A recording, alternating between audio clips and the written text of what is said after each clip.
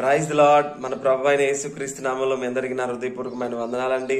దేవునికి స్తోత్రాలు. ఈ రోజు ప్రభువు మనతో మాట్లాడబోతున్నటువంటి మాట యెహెజ్కేలు ప్రవచన గ్రంథం 36వ అధ్యాయం 9వ వచనం. అందులో ఏముందంటే, నేను మీ పక్షముననున్నాను, నేను మీ తట్టు తిరుగగా మీరు దున్నబడి వెత్తబడుదురు.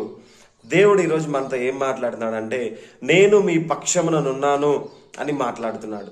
ఈ రోజుల్లో మనం చాలా మందిని మనకి కలుగుతున్నటువంటి కష్టాన్ని బట్టి, మనం ఉన్నటువంటి ఒంటరితనాన్ని బట్టి, మనం ఉన్నటువంటి ఆ స్థలాన్ని బట్టి, మనం ఉన్నటువంటి పరిస్థితులను బట్టి, ఎండిపోయినటువంటి జీవితాన్ని బట్టి, ఏ విధమైనటువంటి ఫలింపు లేని జీవితాన్ని బట్టి మనం చూసుకుంటూ ఒక దాస్య సంబంధమైనటువంటి జీవితాన్ని జీవిస్తూ ఉంటూ అసలు దేవుడు మన పక్షాన ఉన్నాడా లేడా అని మనలో మనం కృంగిపోతూ ఆలోచిస్తూ ఉండి ఉండొచ్చు.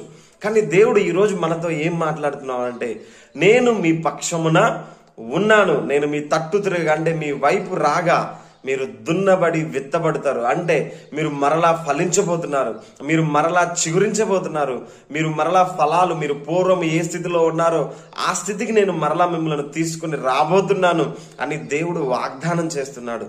నిజంగా దేవుడు అలా వాగ్దానం చేసే దేవుడు ఇలాంటి కష్టాలను ఎందుకు అనుమతించాడు అని మనం అనుకొని ఉండొచ్చు. అయితే అది కొంతకాలం, అది మన మేలు కొరకు కొంతకాలం ఆ దేవుడు అనుమతించి ఉండొచ్చు.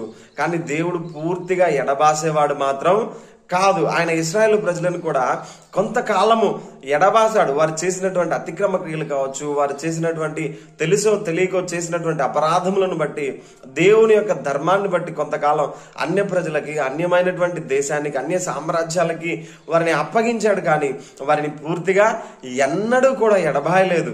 ప్రతి సందర్భంలో కొంతకాలం ఆయన ఎడబాసినప్పటికీ మరలా ఆయన జ్ఞాపకం చేసుకొని వారిని సమకూర్చి వారిని ఫలింపచేసి గొప్ప చేశాడు. అదేవిధంగా దేవుడు కూడా మనలను కొంతకాలం దూరంగా చేయొచ్చు, కొంతకాలం శ్రమల పాలు చేయొచ్చు. మన అవిధేయత కావచ్చు, మన అతిక్రమాలు కావచ్చు, మనం ఏదో తెలుసో తెలియకో చేసినటువంటి కార్యాలను బట్టి దేవుడు కొంతకాలం మనల్ని శిక్షించి ఉండొచ్చు, కొంతకాలం బాధ పెట్టి ఉండొచ్చు. కానీ దేవుడు పూర్తిగా ఎడబాసేవాడు కాదు. ఎప్పుడైతే మనం ఎలుగెత్తి ఆయన వైపు తిరుగుతామో, ప్రభువా నేను తప్పు చేశాను, నేను దోషం చేశాను, నీ ఎదుట పాపం చేశాను, నీకు విరోధంగా తిరిగానని ఎప్పుడైతే ఒప్పుకొని విడిచిపెట్టి దేవుని వైపు తిరుగుతామో, దేవుడు మరలా జ్ఞాపకం చేసుకొని గొప్ప వాత్సల్యతతోటి మనల్ని సమకూర్చి అభివృద్ధి చేసి ఫలింప చేయడానికి సిద్ధంగా ఉన్నాడు. అందుకే దేవుడు మనకి ఈరోజు ఆ వాగ్దానం చేస్తున్నాడు, నేను మీ పక్షముననున్నాను, మీ తట్టు తిరగగా మీరు దున్నబడి విత్తబడుదురు, ఫలించబడుదురు, అభివృద్ధి చెందుదురు అని చెప్పేసి దేవుడు వాగ్దానం చేస్తున్నాడు. ఈ వాగ్దానం దేవుడు మన జీవితంలో నెరవేర్చునుగాక.